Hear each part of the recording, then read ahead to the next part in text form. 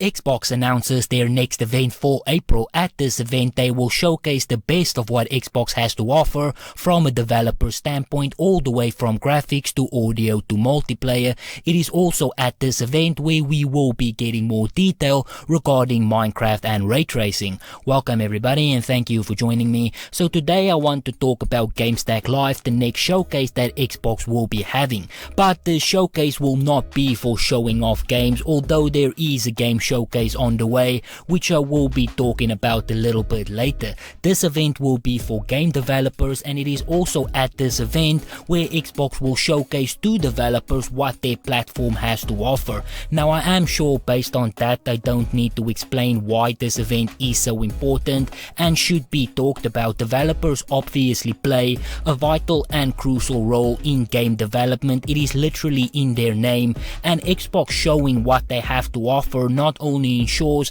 that we get the best games from the best developers, but it also gives us a little bit more insight into exactly what they are working on. Even if all of the information is not open to the public, the information still gets released by insiders, so it is always good to follow along closely. Xbox is always busy doing FPS boost or quick resume or auto HDR, and it is at this event where we get much more insight into exactly what they are working on next and what they are going to offer to the consumer. So if you are an owner of an Xbox, these things are important to know, even if again you are not the target audience. Seeing all of the systems and the tools, the graphics and the features that is on the way is more important than any Halo or Forza trailer will ever be, in my opinion, although a Halo trailer would be pretty awesome. But let's just get a little bit deeper into exactly what you can expect at this event. So during GameStack Live, Xbox will be talking about deep dive technical content across 6 dedicated tracks: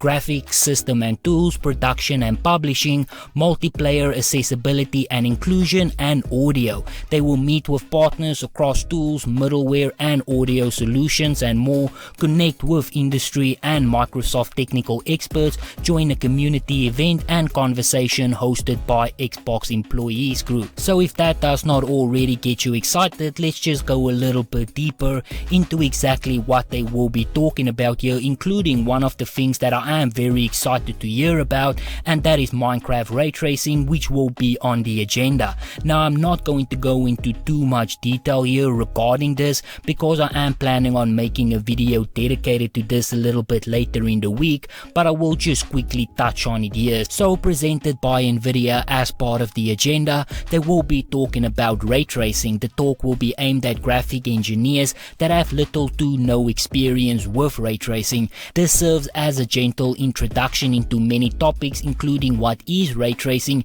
how many rays do you need to make an image, the importance of importance sampling, and more importantly, what is importance sampling, denoising, the problem with small bright things, and along the way you will also learn about specific implementation details from Minecraft. This will definitely be interesting to listen to. Again, it might not be meant for us as gamers, but it is also going to give us some insight into exactly what Xbox is planning when it comes to ray tracing and how far they are with the feature in Minecraft, and we could also see some visuals. Now what I just read to you is an actual agenda point. Links will be down in the description if you want to go and check it out yourself, but this is not the only agenda point that they will be touching on when it comes to Minecraft and ray tracing. Xbox has another agenda point about Minecraft, and that is how Minecraft is bringing real-time path tracing to the creators. In this discussion, they will be talking about how the addition of path trace rendering mode in Minecraft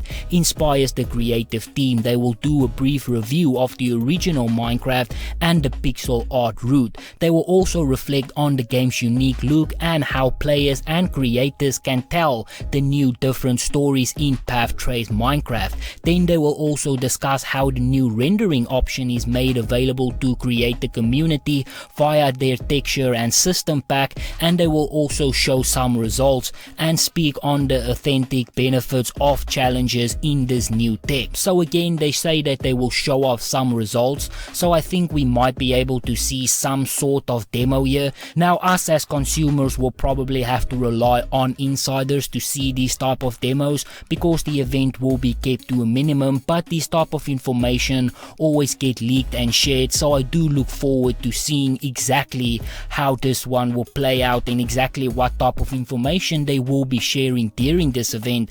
And based on the agenda, we will be getting lots more detail regarding ray tracing and Minecraft, so we do need to keep an eye out for the 20th of April. Now, as I have said, I am going into more detail regarding ray tracing and Minecraft in Friday's video, so I don't want to go too deep here, but I also want to just share the information because there are people who's asking about ray tracing and Minecraft for a while now, and this update could give us some great insight and answer lots of questions. Now let's just also look at some of the other things that they will be talking about at this event. One of the things that stood out to me on this agenda was what's new with the high dynamic range and DirectX games. Now, high definition range, or HDR, is part of the gold standard in the newest generation of graphically rich games. So in this talk you will learn about ongoing work to improve DirectX HDR support on PCs. Xbox is helping to solve the problem of HDR display ecosystem viability, providing the best practices for optimizing your native HDR implementations for displays and working on exciting new technology to extend the reach of HDR PC gaming. So again, one of the reasons why I am excited for these type of shows is because it does give us some great insight on what they are working on and how they are planning to implement it. Now, another thing that stood out to me was Xbox Velocity architecture, faster game asset streaming and minimal load times for games of any size. Now, the new Xbox Velocity architecture in the Xbox Series X and S consoles enables developers to reimagine how they build their games, and by combining the super fast SSD and hardware decompression and the new direct storage functionality, game developers have the tools to develop immersive experiences with a minimal load time for users. And this session will review the benefits of Velocity architecture and show a real world example. Now, here is another thing that people might find very interesting: Xbox Series X hardware innovation. In the pursuit of enabling developers to create the most amazing gaming experiences yet, the Xbox hardware team developed many innovations to deliver the most powerful Xbox ever, the Xbox Series X. They will discuss the silicon and the memory architecture that enables a generational leap in the GPU and CPU and the storage performance. The team will also dive into the feature that enables the console to be cool, quiet and power efficient, such as the innovative tower form factor, split motherboard design, optimized power delivery and the thermal architecture. Now, that is definitely a talk that I do want to listen to, but let's also just take a minute to talk about games here, because this conference for developers is not the only thing that Xbox is planning. Now, the big thing here is going to be E3. I do expect that it is only at this event where we will see all of the big game announcements. I think there will be something for Halo Infinite there.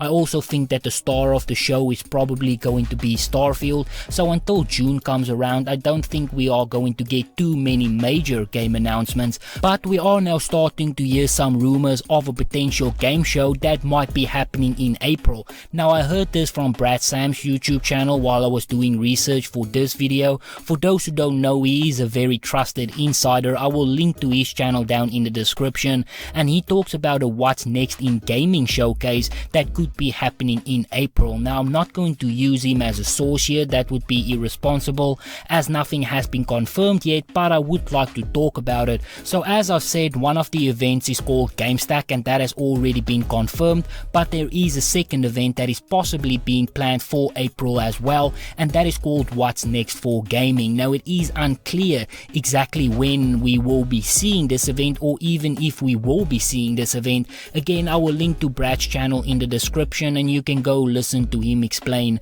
and talk about exactly what we could possibly be seeing. But for now, we will have to wait and see exactly how that one is playing out. But I have to say, Xbox really is doing a great job with these announcements. They seem to be on the roll for the last 4 months, and during this console cycle, they definitely are in a much better position than they were with the Xbox One. I think they are doing a great job just turning things around this generation, and they might be even closer to Sony than we think. In the beginning, I thought this whole backwards compatibility thing and mobile and PC support could hurt them when it comes to console sales, but they seem to only make the Xbox stronger. The mindset of giving the player the choice to game where they want is making them want to game on the Xbox Series consoles more. When Phil Spencer said that it's all about the players and the choice and not forcing them over, people really do respond positively to that. You don't want to play on the Xbox Series X? That's fine, you can just play your games on the Xbox One. You want to play older games from the original Xbox or 360? We will make that available for you. You don't want to game on console? That's fine, we just make all of our services available on PC for you. You don't like playing on PC? Well, we will put our games on mobile and fully support it there for you as well. It just feels like right now there is so many great options out there for you if you are an Xbox gamer, and I think it is just going to keep improving in the future as well. But on that note, this is where I'm going to end it. So if you enjoyed this video, be sure to hit that like button. If you would like to see more videos like this, please consider subscribing, and as always, please remember to stay safe, wash your hands, don't touch your face, and I hope to see you again soon.